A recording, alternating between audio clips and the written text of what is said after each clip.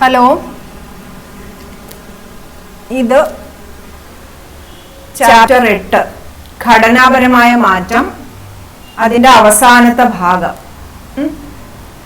ചെറിയൊരു ചാപ്റ്റർ ആണെന്ന് നേരത്തെ പറഞ്ഞു. 8ഉം 9ഉം വളരെ ചെറിയ ചാപ്റ്ററുകളാണ്. അപ്പോ അതുകൊണ്ട് തന്നെ ഇതിനകത്ത് ഒരു 8 മാർക്ക് എസ് ഒക്കെ ആയിരിക്കും സാധാരണ ചോദിക്കുന്നത്. സ്വാതന്ത്ര്യ ഇന്ത്യയിലെ വ്യവസായവൽക്കരണവും നഗരവൽക്കരണവും ചോദിക്കാം 8 മാർക്കിന്.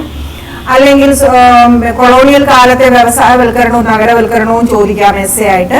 അത് അല്ലെങ്കിൽ കൊളോണിയലിസം, ഇന്ത്യയിൽ ഉണ്ടാക്കിയ മാറ്റങ്ങളും മുതലാളിത്തവും കൊളോണിയലിസവും ഇന്ത്യയിൽ ഘടനാപരമായ മാറ്റങ്ങൾ ഉണ്ടാക്കി വിവരിക്കുക, അങ്ങനെയൊക്കെ ചോദിക്കാം. അങ്ങനെ 3 എസ് എ ആണ് ഇതിനകത്ത് വലുതായിട്ട് ചോദിക്കാൻ സാധ്യതയുള്ളത്, എസ് എ ക്വസ്റ്റ്യൻ ആയിട്ട്. പിന്നെ ചെറിയ ചോദ്യങ്ങളൊക്കെ ഉണ്ട്. അപ്പോ നമുക്ക് ക്ലാസ്സിലേക്ക് കടക്കാം. കഴിഞ്ഞ ക്ലാസ്സിൽ കൊളോണിയൽ കാലത്തുള്ള ഇന്ത്യയിലെ വ്യവസായവൽക്കരണവും അതുപോലെ നഗരവൽക്കരണവും നമ്മൾ പഠിച്ചു. അപ്പൊ അത് പറഞ്ഞിരുന്നു ബ്രിട്ടീഷുകാര് അവരുടെ ആവശ്യത്തിനനുസരിച്ച് നമ്മളെ നഗരങ്ങളെ വികസിപ്പിച്ചു. അവരുടെ ആവശ്യങ്ങൾക്കനുസരിച്ച് നമ്മുടെ വ്യവസായങ്ങളെയും നേരത്തെ ഉണ്ടായിരുന്ന നമ്മുടെ ഇവിടെ ചെയ്തുകൊണ്ടിരുന്ന വ്യവസായങ്ങളെയൊക്കെ ഇല്ലാതാക്കിക്കൊണ്ട് അവരുടെ മുതലെടുപ്പിന് വേണ്ടിയിട്ടുള്ള വ്യവസായശാലകളൊക്കെ ആരംഭിച്ചിരുന്നു എന്ന് പറഞ്ഞു. അപ്പോൾ എന്നിട്ട് അതുപോലെ തന്നെ നമ്മൾ ഒരുപാട് തോട്ട വ്യവസായങ്ങളൊക്കെ ആരംഭിച്ചു എന്നുള്ള കാര്യങ്ങളൊക്കെ കഴിഞ്ഞ ക്ലാസ്സിൽ പറഞ്ഞതാണ്. ഇന്ന് നമ്മൾ സ്വാതന്ത്ര്യം കിട്ടിയ ശേഷം ഇന്ത്യയിലുണ്ടായ വ്യവസായവൽക്കരണവും നഗരവൽക്കരണവും എന്നുള്ളതാണ്. അപ്പോൾ ഇതില് ഒന്നാമത്തെ പോയിന്റ് ആയിട്ട് പറയുന്നത്, നമ്മുടെ സമ്പദ് വ്യവസ്ഥയെ മുഴുവൻ ബ്രിട്ടീഷുകാർ തകർത്ത് തരിപ്പണമാക്കി, അല്ലെ? അവര് ചൂഷണം ചെയ്ത് നമ്മുടെ സമ്പദ് വ്യവസ്ഥ മുഴുവൻ തകർത്ത് തരിപ്പണമാക്കി വെച്ചിരിക്കുവാണ്. അപ്പോ നമ്മള് ഇവിടെ ആദ്യകാലത്ത് വ്യവസായവൽക്കരണത്തിന് പേടിയായിരുന്നുവെന്നും അതിന്റെ ഫലമായിട്ട് അപവ്യവസായവൽക്കരണം ഉണ്ടായി എന്നും പറഞ്ഞായിരുന്നു. പിന്നെയാണ് നമുക്ക് വ്യവസായങ്ങൾ കൊണ്ടുവരണം, നമുക്ക് തൊഴിലില്ലായ്മയുണ്ട്, ദാരിദ്ര്യമുണ്ട്, വ്യവസായം വേണം എന്നൊരു ബോധം ജനങ്ങളിൽ വരുന്നത്. അപ്പൊ അതിന്റെ ഫലമായിട്ട് ഒരുപാട് വ്യവസായശാലകൾ തുടങ്ങുവാനുള്ള പരിപാടികൾ ഇടുകയും നമ്മുടെ ദേശീയ നേതാക്കന്മാരൊക്കെ ഇക്കാര്യത്തിൽ ജനങ്ങളെ ബോധവൽക്കരിക്കുകയും അതിന്റെ ആവശ്യകത മനസ്സിലാക്കുകയും നമ്മള് പ്ലാനിങ്ങുകളും കാര്യങ്ങളും ഒക്കെ സ്വതന്ത്ര ഇന്ത്യക്ക് വേണ്ടിയുള്ള കാര്യങ്ങൾ ചെയ്യുമ്പോഴെല്ലാം ഈ വ്യവസായവൽക്കരണം മനസ്സിൽ വെച്ചുകൊണ്ടുള്ള കാര്യങ്ങളായിരുന്നു ചെയ്തിരുന്നത്. അപ്പൊ ഒന്നാമത്തെ സെന്റൻസ്, ബ്രിട്ടീഷുകാർ തകർത്ത സമ്പദ് വ്യവസ്ഥയെ വ്യവസായവൽക്കരണത്തിലൂടെ ശക്തിപ്പെടുത്താമെന്ന് ഇന്ത്യൻ ദേശീയ നേതാക്കന്മാര് കരുതി. സ്വദേശി പ്രസ്ഥാനം ആക്ച്വലി തുടങ്ങിയത് ഇവിടെ ബംഗാൾ വിഭജനത്തിനെതിരായിട്ട് ഉയർന്നു വന്ന ഒരു പ്രസ്ഥാനമാണ് സ്വദേശി പ്രസ്ഥാനം. സ്വദേശി പ്രസ്ഥാനത്തിനകത്ത് ഹിസ്റ്ററിയിലൊക്കെ നിങ്ങൾ പഠിച്ചിട്ടുള്ളതാണ്, അല്ലെ? നമ്മുടെ രാജ്യത്തു നിന്ന് ഉണ്ടാക്കുന്ന ഉൽപ്പന്നങ്ങൾ മാത്രം വാങ്ങണമെന്ന് നമ്മുടെ ദേശീയ നേതാക്കന്മാരെ ആഹ്വാനം ചെയ്യുകയാണ് ചെയ്യുന്നത്. ഇപ്പോ ഇവിടെ തന്നെ നമ്മൾ ചൈന നമ്മുടെ നേരെ യുദ്ധത്തിനൊക്കെ വരുമ്പോഴും നമ്മൾ ചൈനയിൽ നിന്ന് ഇങ്ങോട്ടേക്ക് വരുന്ന സാധനങ്ങൾ വാങ്ങണ്ട, ചൈനയുടെ സാധനങ്ങൾ ബഹിഷ്കരിക്കണം എന്നൊക്കെ പറയുന്നുണ്ട്. അപ്പൊ അതുപോലെ തന്നെ അക്കാലത്ത് സ്വദേശി പ്രസ്ഥാനം, അതായത് നമ്മുടെ ഇവിടെയുള്ള സാധനങ്ങൾ മാത്രം ഉപയോഗിച്ചാൽ മതി എന്നുള്ള ഒരു മനോഭാവം ഉണ്ടായിരുന്നു. ഇപ്പൊ ബംഗാൾ വിഭജനത്തിനെതിരെ ആയിരുന്നു സ്വദേശി പ്രസ്ഥാനം ഉയർന്നു വന്നത്. അപ്പൊ സ്വദേശി പ്രസ്ഥാനം ബ്രിട്ടീഷ് സാധനങ്ങൾ ബഹിഷ്കരിക്കുവാൻ ആഹ്വാനം ചെയ്യുകയും ഇത് വ്യവസായവൽക്കരണം ഇന്ത്യയിൽ വികാസം പ്രാപിക്കുവാൻ കാരണമാകുകയും ചെയ്യുന്നു. ബ്രിട്ടീഷുകാരുടെ സാധനങ്ങൾ നമ്മൾ വാങ്ങാതിരിക്കുമ്പം സ്വാഭാവികമായിട്ട് ഇങ്ങോട്ട് സാധനം കൊണ്ടുവന്നിട്ട് കാര്യമില്ലെന്നുണ്ടെങ്കിൽ അവര് ഇങ്ങോട്ടുള്ള ഇറക്കുമതി കുറയ്ക്കും, അല്ലെ? അങ്ങനെ അപ്പം ഇവിടെ ആവശ്യത്തിനുള്ള വ്യവസായങ്ങൾ നമ്മൾ തുടങ്ങുവാനും ഉള്ള ശ്രമങ്ങൾ നടന്നു. ഇനി വ്യവസായവൽക്കരണം ദാരിദ്ര്യം അകറ്റുമെന്ന് ജനങ്ങൾ തിരിച്ചറിഞ്ഞു. നേരത്തെ അവർക്ക് പേടിയായിരുന്നു. ഇപ്പം വ്യവസായവൽക്കരണം വന്നാൽ തൊഴിൽ കിട്ടുമെന്നും ദാരിദ്ര്യം അകറ്റുമെന്നും ജനങ്ങൾ തിരിച്ചറിയുകയും സമ്പദ്ഘടന മാറാനും സമത്വം നേടാനും വികസനം കൂടാനും ഉള്ള വികസനം കുറെ കൂടെ കൂടുവാനും അത് ആവശ്യമാണ് എന്ന് ദേശീയവാദികളും തിരിച്ചറിയുന്നു. നമ്മുടെ സമ്പദ്ഘടനയിൽ മാറ്റം വരണം, ഇവിടെയുള്ള എല്ലാ അസമത്വങ്ങളും മാറണം, വികസനം കൂടണം, അതിനൊക്കെ എന്ത് വേണം? വ്യവസായവൽക്കരണം വേണം എന്നുള്ള ബോധം ദേശീയവാദികൾക്കും ഉണ്ടായി. ഇതിനായിട്ട് പഞ്ചവത്സര പദ്ധതികൾ പഞ്ചവത്സര പദ്ധതികൾ ഗവൺമെന്റ് ഉണ്ടാക്കുന്ന പദ്ധതികളാണ്. 5 വർഷത്തേക്കുള്ള പ്ലാനിംഗ് ആണ്. ഈ 5 പഞ്ചവത്സര പദ്ധതികളിൽ വ്യവസായങ്ങളെ കൂടുതൽ ഉൾക്കൊള്ളിച്ചുകൊണ്ടുള്ള ഓരോ പദ്ധതികൾ തയ്യാറാക്കുവാനായിട്ട് ഗവൺമെന്റ് ശ്രമിക്കുന്നു. സ്വതന്ത്ര ഇന്ത്യയിലെ ഗവൺമെന്റ് ശ്രമിക്കുന്നു. അപ്പൊ ആ സമയത്ത് നമുക്കറിയാം ജവഹർലാൽ നെഹ്റു നമ്മുടെ നേതാവാണ്. അപ്പൊ അദ്ദേഹം ഒരു കാര്യം പറയുന്നു, ആധുനിക ഇന്ത്യ നമുക്ക് ഉണ്ടാക്കണമെങ്കിൽ, ആധുനിക ഇന്ത്യ നിർമ്മിക്കണമെങ്കിൽ എന്ത് വേണമെന്ന് അദ്ദേഹം പറയുന്നത്? ആധുനിക ഇന്ത്യ, ഒരു ഐശ്വര്യപൂർണമായ ഒരു ആധുനിക ഇന്ത്യ നമുക്ക് വേണമെങ്കിൽ വലിയ സ്റ്റീൽ ഫാക്ടറികളുടെയും അണക്കെട്ടുകളുടെയും പവർ സ്റ്റേഷനുകളുടെയും ഒക്കെ കെട്ടിടങ്ങൾക്ക് മുകളിലാണ് നമ്മൾ അത് പടുത്തുയർത്തേണ്ടത് ആധുനിക ഇന്ത്യ എന്നാണ് ജവഹർലാൽ നെഹ്റു പറയുന്നത്. അത് 1 മാർക്കിന് ചോദിക്കുക. ഈ സെന്റൻസ് പറഞ്ഞിട്ട് ആരാണ് ഇത് പറഞ്ഞത് എന്നുള്ളത്. ഓക്കെ, ആധുനിക ഇന്ത്യ വലിയ സ്റ്റീൽ ഫാക്ടറികൾ, അണക്കെട്ടുകൾ, പവർ സ്റ്റേഷൻ ഇവയുടെ മുകളിൽ പടുത്തുയർത്തണമെന്ന് ആര് പറഞ്ഞു? ജവഹർലാൽ നെഹ്റു പറഞ്ഞു എന്നുള്ളതാണ്. മനസ്സിലായല്ലോ. ഒന്നാമത്തത്, ബ്രിട്ടീഷുകാർ തകർത്ത സമ്പദ് വ്യവസ്ഥയെ വ്യവസായവൽക്കരണത്തിലൂടെ ഉയർത്തിക്കൊണ്ടുവരാമെന്ന് നമ്മുടെ നേതാക്കന്മാർക്ക് ബോധം വരുന്നു. അതുപോലെ തന്നെ സ്വദേശി പ്രസ്ഥാനം ബ്രിട്ടീഷ് സാധനങ്ങൾ ബഹിഷ്കരിക്കാൻ പറഞ്ഞത് നമ്മുടെ വ്യവസായവൽക്കരണത്തിന് ഒരു ബൂസ്റ്റിംഗ് ആയി. പിന്നെ വ്യവസായവൽക്കരണം ദാരിദ്ര്യം അകറ്റുമെന്നും നമ്മുടെ സമ്പദ്ഘടനയിൽ മാറ്റം വരുത്തണം, സമത്വം കൊണ്ടുവരണം, വികസനം വേണമെങ്കിൽ എന്ത് വേണം? വ്യവസായവൽക്കരണം വേണമെന്ന് നേതാക്കന്മാർക്ക് തോന്നുന്നു. അതിനായിട്ട് പഞ്ചവത്സര പദ്ധതികളിൽ വ്യവസായങ്ങളെ ഉൾപ്പെടുത്തുവാനായിട്ട് അല്ലെങ്കിൽ വ്യവസായവൽക്കരണത്തിനായിട്ടുള്ള പദ്ധതികൾ ഉൾപ്പെടുത്തുവാനുള്ള ശ്രമങ്ങൾ നടത്തുന്നു. ഇനി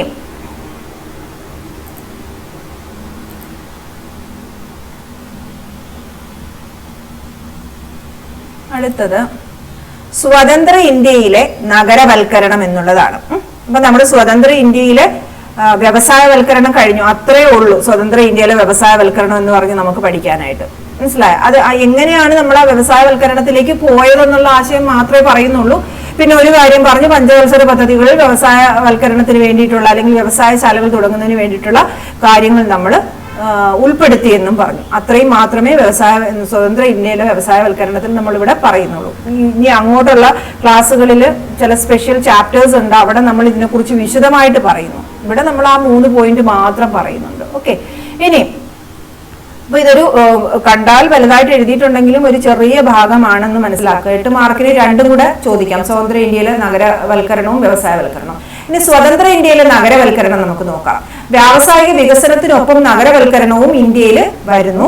ആഗോളവൽക്കരണ കാലത്ത് നഗരങ്ങൾ വൻതോതിൽ വ്യാപിക്കുന്നു. ആഗോളവൽക്കരണ കാലം എന്ന് പറയുമ്പോൾ 1990-കളിലൊക്കെ ഒരുപാട് നഗരങ്ങളുടെ എണ്ണം കൂടുന്നു, ഒരുപാട് മാറ്റങ്ങൾ സംഭവിക്കുന്നു. ഗ്രാമപ്രദേശങ്ങളിൽ നിന്നുള്ള കുടിയേറ്റങ്ങളൊക്കെ നമുക്ക് ഒരുപാട് കൂടി. അപ്പൊ ഏറ്റവും പ്രധാന മാറ്റം എന്ന് പറയുന്നത് നഗരവൽക്കരണമാണ്. ആ നഗരവൽക്കരണം എന്നത് ഉണ്ടായത് കുടിയേറ്റങ്ങൾ മൂലവുമാണ്. അപ്പൊ അതിനെക്കുറിച്ച് അത് ഈ ഒരു സെന്റൻസ് മാത്രം പറഞ്ഞിട്ട് നമ്മൾ പിന്നെ എന്താ പറയുന്നതെന്ന് അറിയോ? നമ്മളൊരു പ്രമുഖനായ സമൂഹശാസ്ത്രജ്ഞനായ MSA റാവു ഈ നഗരവൽക്കരണത്തിനെ കുറിച്ച് 3 കാര്യങ്ങൾ പറയുന്നുണ്ട്. ഇന്ത്യയിലെ നഗരവൽക്കരണം ഈ രീതിയിലായിരുന്നു, അല്ലെങ്കിൽ ഇന്ത്യയിലെ നാഗരിക സ്വാധീനങ്ങൾ 3 തരത്തിലായിരുന്നു. എങ്ങനെ നഗരങ്ങൾ വികസിച്ചു എന്നുള്ളതിനാണ് നാഗരിക സ്വാധീനങ്ങൾ എന്ന് പറയുന്നത്. അത് 3 രീതിയിലാണ് വികസിച്ചതെന്ന് അദ്ദേഹം പറയുന്നു. ഇതാണ് ഈ ഇന്ത്യയിലെ നഗരവൽക്കരണത്തിനകത്ത് നമുക്ക് പഠിക്കാനുള്ളത്. ഒരു സെന്റൻസ് പറഞ്ഞു, വ്യാവസായിക വികസനത്തിനൊപ്പം തന്നെ നഗരവൽക്കരണവും നടന്നു. ആഗോളവൽക്കരണ കാലത്ത് നഗരങ്ങൾ വൻതോതിൽ വ്യാപിച്ചു, മാറ്റങ്ങൾ ഒരുപാട് സംഭവിച്ചു, അത്രേ ഉള്ളൂ. പിന്നെ നമ്മൾ പറയുന്നത് ഇന്ത്യയിലെ പ്രമുഖനായിട്ടുള്ള MSA റാവു എന്ന സമൂഹ ശാസ്ത്രജ്ഞൻ നഗരവൽക്കരണത്തിനെ കുറിച്ച് പഠിക്കുകയും നഗരവൽക്കരണം ഇന്ത്യയിൽ 3 തരത്തിലാണ് ഉണ്ടായതെന്ന്, അല്ലെങ്കിൽ നാഗരിക സ്വാധീനങ്ങൾ 3 രീതിയിലാണെന്നും റാവു പറയുന്നു. അത് ഏതൊക്കെയാണെന്ന് നോക്കാം. ഈ ഒന്നാമത്തേന്ന് പറയുന്നത് ഇത്രയും. ഇതിനകത്ത് പറയുന്നത് ഗ്രാമങ്ങളിൽ നിന്നും തൊഴിൽ തേടി നഗരങ്ങളിലേക്ക് ജനങ്ങൾ കുടിയേറി എന്നുള്ളത്. ഇവിടെ നമ്മൾ പറഞ്ഞ രണ്ടാമത്തതിൽ പറയുന്നത് വ്യാവസായിക നഗരങ്ങൾക്ക് ചുറ്റും ഉള്ള സ്ഥലങ്ങള് വളരെ ഗ്രാമങ്ങളൊക്കെ നഗരങ്ങളായി മാറുന്നു. ആ വ്യാവസായിക നഗരം കണ്ടുകൊണ്ട് ചുറ്റുമുള്ള ഗ്രാമങ്ങളും നഗരങ്ങളാകുന്നു. അതാണ് രണ്ടാമത്തൊരു രീതി. 3 എന്ന് പറഞ്ഞാൽ മെട്രോപൊളിറ്റൻ നഗരങ്ങൾ വളർന്നു വരികയും അതിന്റെ ഫലമായിട്ട് സമീപ പ്രദേശത്ത് ഉള്ള ഗ്രാമങ്ങളും വളർന്നു വരുന്നു എന്നുള്ളതാണ്. ഏതൊക്കെയാണ്? 1, ഗ്രാമങ്ങളിൽ നിന്നും തൊഴിലിനായിട്ട് കുടിയേറ്റം ഉണ്ടാകുന്നു. അത് ഇന്ത്യക്കകത്തുമുണ്ട്, ഇന്ത്യക്ക് പുറത്തുമുണ്ട്. അതാണ് ഇത്രയും പറയുന്നത്. പിന്നെ പറയുന്നത് എന്താണ്? വ്യാവസായിക നഗരത്തിന്റെ ചുറ്റും ഉള്ള ഗ്രാമങ്ങളിലും എന്തു സംഭവിക്കുന്നു? നഗരവൽക്കരണം സംഭവിക്കുന്നു. 3-മത്തെ എന്താണ്? മെട്രോപൊളിറ്റൻ നഗരങ്ങൾ വളരുകയും അതിന്റെ സമീപത്ത് എന്തു സംഭവിക്കുന്നു? നഗരങ്ങൾ ഉണ്ടാകുകയും ചെയ്യുന്നു എന്ന് പറയുന്നു. ഇത് 3മാണ് ഈ സ്വതന്ത്ര ഇന്ത്യയിലെ നഗരവൽക്കരണം എന്ന് പറഞ്ഞ് നമുക്ക് പഠിക്കാനുള്ളത്. ഓക്കെ, അപ്പോൾ ഈ ഫസ്റ്റ് 3 സെന്റൻസ് ഇമ്പോർട്ടന്റ് ആണ്. പിന്നെ നമ്മൾ പറഞ്ഞു ഇന്ത്യയിൽ നടന്ന നഗരവൽക്കരണത്തിനെ കുറിച്ച് MSA റാവു എന്ത് പറഞ്ഞു എന്നുള്ളതാണ്. ഇന്ത്യയിലെ നാഗരിക സ്വാധീനം എന്ന് പറയുന്നത് 3 രീതിയിലാണ്, അല്ലെങ്കിൽ ഇന്ത്യയിലെ നഗരങ്ങളുടെ വളർച്ച 3 രീതിയിലാണെന്നാണ് റാവു പറയുന്നത്. 1, ഗ്രാമത്തിൽ നിന്നും തൊഴിൽ തേടി നഗരങ്ങളിൽ ജനങ്ങൾ കുടിയേറി. ഗ്രാമത്തിൽ നിന്നും തൊഴിൽ അന്വേഷിച്ച് നഗരങ്ങളിലേക്ക് പോകുന്നു. നഗരവൽക്കരണം ഇത് കൂട്ടുവാൻ കാരണമായി. ബോംബെയിലും കൽക്കത്തയിലും മദ്രാസിലും ഒക്കെ ജനങ്ങൾ എന്ത് ചെയ്യുന്നു? ജോലി അന്വേഷിച്ചു പോകുന്നു. അവിടെ വ്യവസായവൽക്കരണം വരുമ്പം വ്യവസായശാലകൾ വന്നു, നിരവധി ജോലിക്കുള്ള അവസരം വന്നു. ആൾറെഡി തകർന്ന് ഗ്രാമപ്രദേശങ്ങളിൽ കിടക്കുന്ന പരമ്പരാഗത തൊഴിലുകളൊക്കെ നശിച്ചു കിടക്കുമല്ലേ, ബ്രിട്ടീഷുകാർ വന്ന് എല്ലാം നശിപ്പിച്ചു വെച്ചിരിക്കുവാണ്. അപ്പോൾ ഇങ്ങനെ തൊഴിൽ വന്നപ്പോൾ ജനങ്ങൾ എന്ത് ചെയ്യുന്നു? ബോംബെയിലും കൽക്കത്തയിലും മദ്രാസിലും ഒക്കെ കുടിയേറാനായിട്ട് തുടങ്ങുന്നു. ഈ കുടിയേറിയ ആളുകളൊക്കെ അവിടെ സ്ഥിരം താമസിക്കുകയല്ല ചെയ്തേ, അവരുടെ കുടുംബത്തിന് മുഴുവൻ ഗ്രാമത്തിലാക്കിക്കൊണ്ട് അവർ മാസം തോറും പൈസ കുടുംബത്തിന് അയച്ചു കൊടുക്കുന്നു. അങ്ങനെ ഗ്രാമത്തിന്റെ സാമ്പത്തിക വ്യവസ്ഥിതിക്ക് സഹായമാകുകയും 4-5 പ്രാവശ്യം നാട്ടിൽ പോകുകയും തിരിച്ചു വരികയും ഒക്കെ ചെയ്യുന്നു. അപ്പൊ ഇത് കൂടാതെ, അപ്പൊ ഇത് എന്ന് പറയുമ്പോൾ ഗ്രാമത്തിൽ നിന്നും ഇന്ത്യക്കകത്ത് തന്നെയുള്ള നഗരത്തിൽ പോയ കാര്യമാണ് നമ്മൾ ഈ പറയുന്നത്. ഇനി ഇത് കൂടാതെ തന്നെ വിദേശ രാജ്യങ്ങളിലും കുടിയേറിയിട്ടുണ്ട്. ഉദാഹരണത്തിന് ഗുജറാത്തിൽ നിന്ന് ആഫ്രിക്കയിലും അമേരിക്കയിലും, ആന്ധ്രാപ്രദേശിൽ നിന്നും അമേരിക്കയിലും ആസ്ട്രേലിയയിലും ഒക്കെ നിരവധി ആളുകൾ കുടിയേറിയിട്ടുണ്ട്. അവർ സ്വന്തം നാട് വികസിപ്പിക്കുകയും ചെയ്യുന്നു. കുടിയേറിയിട്ട് അന്നത്തെ കാലത്ത് കുടിയേറി അവിടെ പോയി താമസിക്കുന്നില്ല, അവർ പൈസയൊക്കെ ഇങ്ങോട്ട് അയക്കുകയും അവരുടെ നാടിന് വേണ്ടുന്ന വികസനത്തിനുള്ള എല്ലാ കാര്യങ്ങളും അവർ ചെയ്യുകയും ചെയ്യുന്നു. ഓക്കെ, അപ്പൊ ഇങ്ങനെ ചെയ്യുന്നു എന്ന് പറയുമ്പോൾ എല്ലാവിധ, അതായത് വിദ്യാഭ്യാസ സ്ഥാപനങ്ങൾ തുടങ്ങുന്നു, ട്രസ്റ്റുകൾ രൂപീകരിക്കുന്നു, പണം നിക്ഷേപിക്കുന്നു, ഭൂമി വാങ്ങുന്നു, മനോഹരമായ വീടുകൾ നിർമ്മിക്കുന്നു. ഇങ്ങനെയൊക്കെ ചെയ്യുമ്പോൾ ആ ഏരിയ തന്നെ എന്ത് ചെയ്യും? വികസനം ഉണ്ടാകുന്നുണ്ട് അല്ലെ. അപ്പൊ അങ്ങനെ ആണ് ഒന്നാമത്തെ സെറ്റ് എന്ന് പറയുന്നത്. ഇനി 2 എന്താണ് എന്ത് പറഞ്ഞ? വ്യാവസായിക നഗരത്തിന് ചുറ്റുമുള്ള ഗ്രാമങ്ങളും വികസിക്കുന്നു. അപ്പൊ ചില നഗരങ്ങള് വ്യവസായവൽക്കരണം മൂലം ചില വ്യാവസായിക നഗരങ്ങളുണ്ട്. ഈ വ്യാവസായിക നഗരങ്ങൾക്ക് അടുത്ത് ഉള്ള ഗ്രാമങ്ങൾക്ക് നാഗരിക സ്വാധീനം ഉണ്ടാകുന്നു. ഉദാഹരണത്തിന് ഭിലായി, അവിടെ ഒരു വലിയ പ്ലാന്റ് ഉണ്ട്, ഭിലായി പ്ലാന്റ്. അപ്പൊ ഈ ഭിലായി പ്ലാന്റില് ചുറ്റുമുള്ള ഗ്രാമങ്ങൾ, ഭിലായി എന്ന് പറയുന്ന വ്യാവസായിക നഗരം ഉണ്ടായത് ചുറ്റും മുഴുവൻ ഗ്രാമപ്രദേശമാണ്. അപ്പൊ ഈ ഭിലായി എന്ന് പറയുന്ന നഗരം വികസിച്ചു വരുമ്പോൾ ഈ ഗ്രാമപ്രദേശങ്ങളിലുള്ള ആൾക്കാരൊക്കെ അവിടുത്തെ നാഗരിക ജീവിതം കാണുന്നു, അതിൽ ആകൃഷ്ടരാകുന്നു. ഒരുപാട് പേര് അങ്ങോട്ടേക്ക് പോകുകയും, ഇല്ല എന്നുണ്ടെങ്കിൽ ആ സ്വാധീനം ഇങ്ങനെ സ്പ്രെഡായി ചുറ്റുമുള്ള ഗ്രാമങ്ങളിലും എന്ത് സംഭവിക്കുന്നു? നാഗരിക സ്വാധീനം ഉണ്ടാകുന്നു. മനസ്സിലായല്ലോ? ഇനി 3ാമത്തത്, മെട്രോപൊളിറ്റൻ നഗരങ്ങൾ വളർന്നു. മെട്രോപൊളിറ്റൻ നഗരം ഡൽഹി, പിന്നെ അതുപോലെ ഇപ്പം ചെന്നൈ ഒക്കെ ഉണ്ട്. ഡൽഹി, ചെന്നൈ, കൊച്ചിയൊക്കെ നമുക്ക് മെട്രോപൊളിറ്റൻ നഗരം എന്ന് പറയാൻ വേണമെങ്കിൽ. ഇങ്ങനെ മെട്രോപൊളിറ്റൻ നഗരങ്ങൾ വന്നപ്പോൾ എന്ത് സംഭവിക്കുന്നു? ബാംഗ്ലൂരും ഒക്കെ മെട്രോപൊളിറ്റൻ നഗരങ്ങളാണ്. ഈ നഗരങ്ങൾക്ക് ചുറ്റും സമീപ പ്രദേശങ്ങളിലുള്ള ഗ്രാമങ്ങളെയൊക്കെ ഭരണാധികാരികൾ ഏറ്റെടുക്കുകയും കച്ചവടത്തിനായാലും വികസന പ്രവർത്തനങ്ങൾക്കായിട്ടും ഒക്കെ ഇവര് ഏറ്റെടുക്കുന്നു. ഗോത്രവിഭാഗക്കാരുടെ ആദിവാസ മേഖലകൾ ഒഴികെയുള്ള ഭൂമി മുഴുവൻ നഗരവികസനത്തിനായിട്ട് മെട്രോപൊളിറ്റൻ നഗരത്തിന് ചുറ്റും അവർ ഏറ്റെടുക്കുന്നു. അപ്പൊ അതും എന്ത് സംഭവിക്കുന്നു? അങ്ങനെ വരുമ്പോഴും സ്വാഭാവികമായും നമ്മൾ 2ാമത്തെ പോയിന്റ് പറഞ്ഞതുപോലെ ഒരു സ്വാധീനം ഉണ്ടാകാം അല്ലെ. മെട്രോപൊളിറ്റൻ നഗരങ്ങളിൽ ആ ജീവിതങ്ങളും കാര്യങ്ങളും ഒക്കെ കാണുമ്പോൾ ഒരു സ്വാധീനം ഉണ്ടാകുവാനുള്ള സാധ്യത അവിടെയും കാണുന്നു. അങ്ങനെ 3 തരത്തിലാണ് നഗരങ്ങളുടെ വളർച്ചയുണ്ടായത്, അല്ലെങ്കിൽ നാഗരിക സ്വാധീനം 3 രീതിയിലാണെന്നാണ് ആര് പറഞ്ഞത്? MSA റാവു പറഞ്ഞത് കേട്ടോ. ഇതൊരു ചിലപ്പം ചോദിക്കാറുണ്ട്, ഇങ്ങനെ MSA റാവു ഇന്ത്യയിലെ നഗരവൽക്കരണത്തിനെ കുറിച്ച് എന്ത് പറഞ്ഞു എന്നിട്ട് 3 മാർക്കിന്. അപ്പൊ ഈ 3 കാര്യങ്ങൾ വിശദമായിട്ട് എഴുതുക. അല്ലെങ്കിൽ സ്വതന്ത്ര ഇന്ത്യയിലെ വ്യവസായവൽക്കരണവും സ്വതന്ത്ര ഇന്ത്യയിലെ നഗരവൽക്കരണവും എഴുതുക. എല്ലാം സിമ്പിൾ ആണ്. ഒരു കാര്യം, ഒരു കഴമ്പില്ലാത്ത കുറച്ച് കാര്യങ്ങളാണ് അവിടെ എടുത്തു വച്ചിരിക്കുന്നത്. ഈ ഒരു കാര്യം മാത്രം ഇച്ചിരി ഒന്ന് സൂക്ഷിക്കുക. MSA റാവു പറഞ്ഞ കാര്യങ്ങൾ അതുപോലെ തന്നെ പറയണമല്ലോ അല്ലെ. അപ്പൊ അത്രയുമാണ്. മനസ്സിലായല്ലോ? ഇനി നമ്മൾ അടുത്ത് പറയാൻ പോകുന്നത് ഈ ടെക്സ്റ്റ് ബുക്കിന്റെ അതിനകത്ത് ബോക്സിനകത്ത് കിടക്കുന്ന 2 ഭാഗങ്ങളാണ്. അപ്പൊ അങ്ങനെ ചോദിച്ചൊന്നും കണ്ടിട്ടില്ല, എങ്കിലും 1 മാർക്കിന് എങ്ങാനും ഒക്കെ ചോദിക്കാം. പിന്നെ അഥവാ ചോദിച്ചാലോ എന്ന് വെച്ചിട്ട് ടീച്ചർ അത് ഇവിടോട്ട് എഴുതിയിട്ടിട്ടുണ്ട്. കൊളോണിയൽ കാലഘട്ടത്തിൽ ഇവിടെ നഗര മാതൃകകൾ ഉണ്ടായിരുന്നു. ബ്രിട്ടീഷുകാർ വന്നിട്ട് പ്രത്യേക നഗരങ്ങളൊക്കെ ഉണ്ടാക്കിയിട്ടുണ്ട്. ചെന്നൈ പോലെയുള്ള സ്ഥലങ്ങളിലൊക്കെ. ദക്ഷിണേന്ത്യയിലെ യൂറോപ്യന്മാർ നഗരങ്ങൾ സ്ഥാപിച്ചപ്പോൾ വലിയ മാളികകൾ, വീടുകൾ, മരങ്ങൾ, തെരുവുകൾ, ക്ലബ്ബുകൾ, കളിസ്ഥലങ്ങൾ, ഗോൾഫ് കളിക്കാൻ, ക്രിക്കറ്റ് കളിക്കാൻ, ഫുട്ബോൾ കളിക്കാനൊക്കെയുള്ള മൈതാനങ്ങൾ ഉണ്ടാക്കുന്നു. ആ സ്ഥലത്തിനകത്ത്, നഗരത്തിനകത്ത് തന്നെ ജലവിതരണ സംവിധാനം, വൈദ്യുതി സംവിധാനങ്ങൾ എല്ലാം നിർമ്മിച്ചുകൊണ്ട് നല്ല പ്ലാനിങ്ങിലുള്ള വലിയ നഗര മാതൃകകളാണ് യൂറോപ്യന്മാര് ഉണ്ടാക്കിയിട്ടുള്ളത് എന്നാണ് പറയുന്നത്. അതങ്ങനെ ഒന്നിനും ചോദിക്കാൻ സാധ്യതയില്ല. ബോക്സ് ആണ് കേട്ടോ, ബോക്സിലാണ്.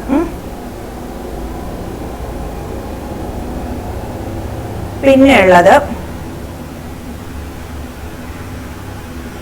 ദേശീയ ആസൂത്രണ കമ്മിറ്റി അഥവാ നാഷണൽ പ്ലാനിംഗ് കമ്മിറ്റി എന്ന് പറയുന്നു. National planning committee. ഈ ഒരു കമ്മിറ്റി ഉണ്ടാക്കിയത് നമ്മുടെ വികസനത്തിന് വേണ്ടിയിട്ട് ജവഹർലാൽ നെഹ്റുവിന്റെ നേതൃത്വത്തിൽ ഇന്ത്യൻ നാഷണൽ കോൺഗ്രസ് 1939 രൂപം നൽകിയ ഒരു കമ്മിറ്റിയാണ് ഈ നാഷണൽ ദേശീയ ആസൂത്രണ കമ്മിറ്റി എന്ന് പറയുന്നത്. ചെയർമാൻ ജവഹർലാൽ നെഹ്റു. ആ കമ്മിറ്റിയുടെ കാര്യങ്ങളൊക്കെ എഡിറ്റൊക്കെ ചെയ്യുന്ന ആള് KT ഷാ എന്ന് പറയുന്ന ആളായിരുന്നു. ഈ 1939 ആയപ്പോ നമുക്ക് സ്വാതന്ത്ര്യം കിട്ടിയിട്ടില്ല. അപ്പൊ 39 ആയപ്പോ നെഹ്റുവിനെ പോലീസ് അറസ്റ്റ് ചെയ്യുന്നു, ബ്രിട്ടീഷുകാര് അറസ്റ്റ് ചെയ്യുകയും ജയിലിൽ അടയ്ക്കുകയും ഒക്കെ ചെയ്യുന്നു. അപ്പൊ ഈ സമയത്ത് തന്നെ രണ്ടാം ലോക മഹായുദ്ധം പൊട്ടിപ്പുറപ്പെടുന്നു. ഈ പ്രതിബന്ധങ്ങളൊക്കെ മറികടന്നുകൊണ്ട് കമ്മിറ്റി അതിന്റെ പ്രവർത്തനവുമായി മുമ്പോട്ട് പോകുന്നു. എങ്ങനെ നമ്മുടെ മുന്നോട്ടുള്ള പ്ലാനിങ് വേണമെന്നാണ് ഈ കമ്മിറ്റി പഠിക്കേണ്ടത്. അപ്പൊ ഇതിനായിട്ട് 27 സബ് കമ്മിറ്റികൾ ഉണ്ടാക്കുന്നു. 8 ഗ്രൂപ്പുകൾ, സബ് കമ്മിറ്റികളും അതിനകത്ത് 8 ഗ്രൂപ്പുകളും ഉണ്ടായിരുന്നു. അപ്പൊ കമ്മിറ്റി പ്രാധാന്യം, ഓരോ മേഖലകൾ ഏതിനൊക്കെ പ്രാധാന്യം വേണം എന്നുള്ള കാര്യങ്ങളൊക്കെ അവർ കണ്ടുവയ്ക്കുകയും കമ്മിറ്റി പ്രാധാന്യം നൽകിയ മേഖലകൾ 8 എണ്ണം പ്രധാനപ്പെട്ടതാണ് ഇവിടെ താഴെ കിടക്കുന്നത്. പ്ലാനിങ്ങിനായിട്ട് നമ്മൾ സൂക്ഷിക്കേണ്ട അല്ലെങ്കിൽ ശ്രദ്ധ ചെലുത്തേണ്ട മേഖലകൾ: കൃഷി, വ്യവസായം, തൊഴിലും ജനസംഖ്യയും. അതായത് ജനസംഖ്യക്ക് ആനുപാതികമൊക്കെ ആയിട്ട് വേണം തൊഴിലിന് ഉണ്ടാക്കി കൊടുക്കാനായിട്ട്. കൈമാറ്റവും ധനകാര്യവും, ഗതാഗതവും വാർത്താവിനിമയവും, ആരോഗ്യവും പാർപ്പിടവും, വിദ്യാഭ്യാസം, ആസൂത്രിത സമ്പദ് വ്യവസ്ഥയിൽ സ്ത്രീകൾക്കുള്ള പങ്ക്, ഇത്രയുമാണ്. അതായത് സ്ത്രീകളെയും കൂടെ ഉൾപ്പെടുത്തണം എന്നുള്ളതാണ്. അങ്ങനെ 8 കാര്യങ്ങളാണ് പ്ലാൻ ചെയ്തത് ഈ ദേശീയ ആസൂത്രണ കമ്മിറ്റി പ്രധാനപ്പെട്ട മേഖലകൾ എന്ന് പറഞ്ഞ് മാർക്ക് ചെയ്ത് വെച്ചത്. ഈ കമ്മിറ്റിക്ക് എന്ത് സംഭവിച്ചു നമുക്ക് നോക്കാം. 1950 ആയപ്പോ പ്ലാനിംഗ് കമ്മീഷന്, ഈ കമ്മിറ്റി പ്ലാനിംഗ് ഒക്കെ നടത്തിയ ശേഷം സ്വാതന്ത്ര്യം കിട്ടിയിട്ട് 1950 ആസൂത്രണ കമ്മീഷന്, പ്ലാനിംഗ് കമ്മീഷൻ പഠിച്ചിട്ടുണ്ടായിരിക്കും അല്ലെ ചെറിയ ക്ലാസ്സിലൊക്കെ. പ്ലാനിംഗ് കമ്മീഷനെ നിയമിക്കുന്നു.